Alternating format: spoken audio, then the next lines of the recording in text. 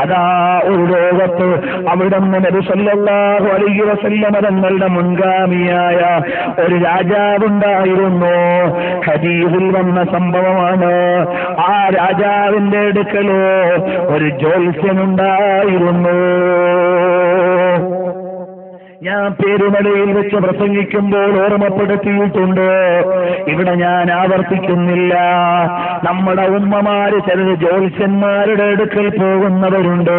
പോകല്ലേ ഉമ്മ, അത് ഈമാനിനെ നിരക്കുന്നതല്ല.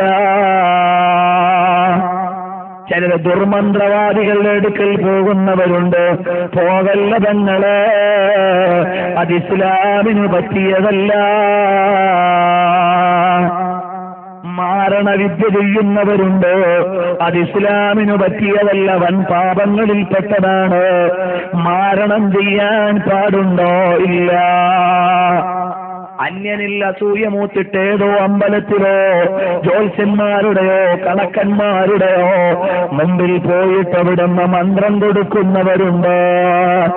അത് ചെയ്യാൻ പാടില്ല കേട്ടോ. ചിലര് പറയും മൊയ്ലാരെ അങ്ങനൊക്കെ ഉണ്ടോ?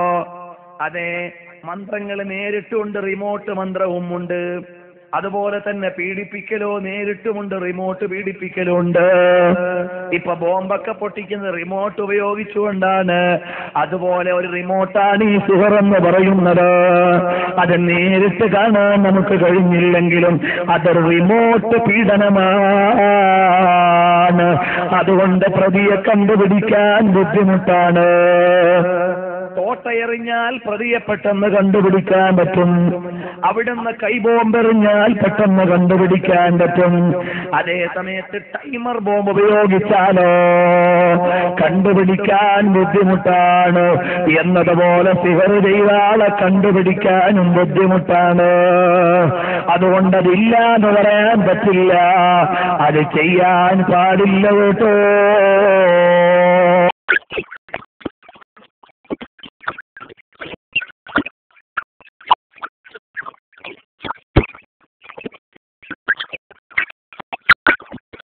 എന്റെ നാത്തൂനോട് വല്ലാത്ത സ്നേഹവും അതുമുതൽ എന്നോടൊരു അകൽച്ചയും വരുന്നുണ്ടോ എന്ന് തോന്നിപ്പോകുമ്പോ ഉടനെ പോകും.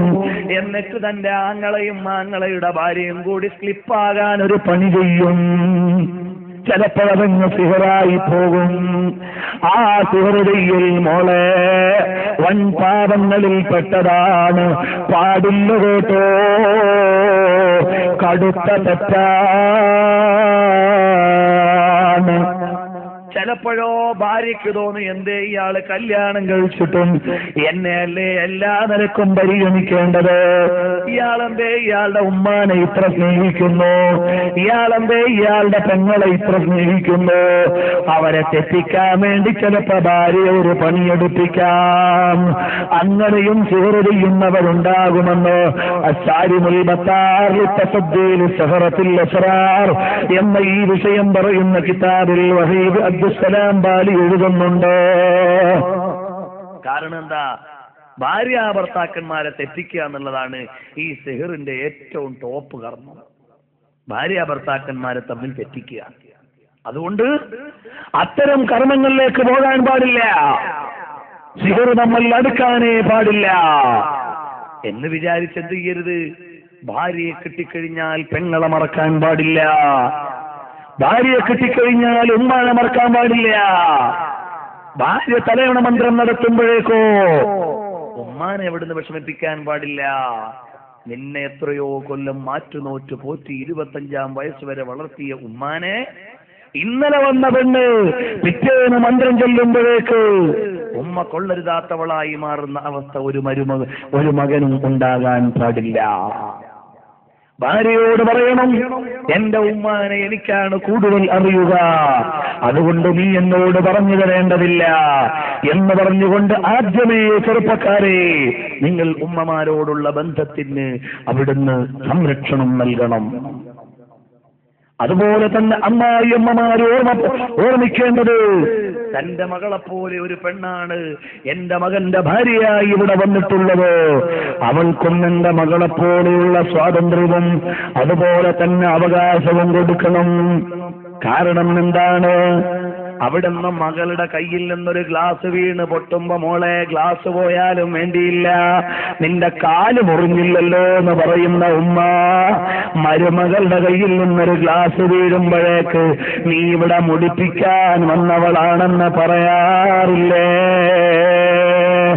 ആ ടോണങ്ങ് മാറണം, ആ ശൈലി അങ്ങ് മാറണം.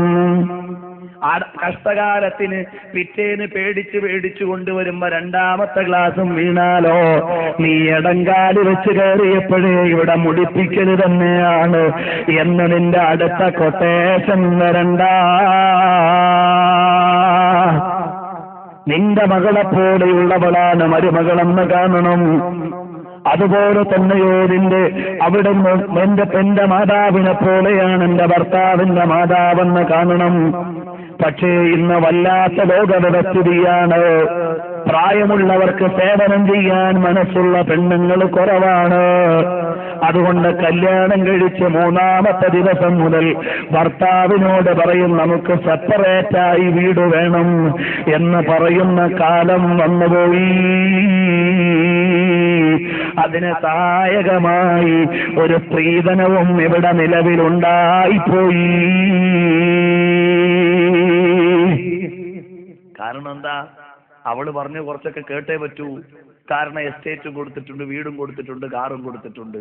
അതുകൊണ്ട് ഇനി വേറെ താമസിക്കണമെന്ന് പറഞ്ഞാൽ ചിലപ്പോൾ അനുസരിക്കേണ്ടി വരും. ആ അവസ്ഥയിലേക്ക് മാറിപ്പോയി.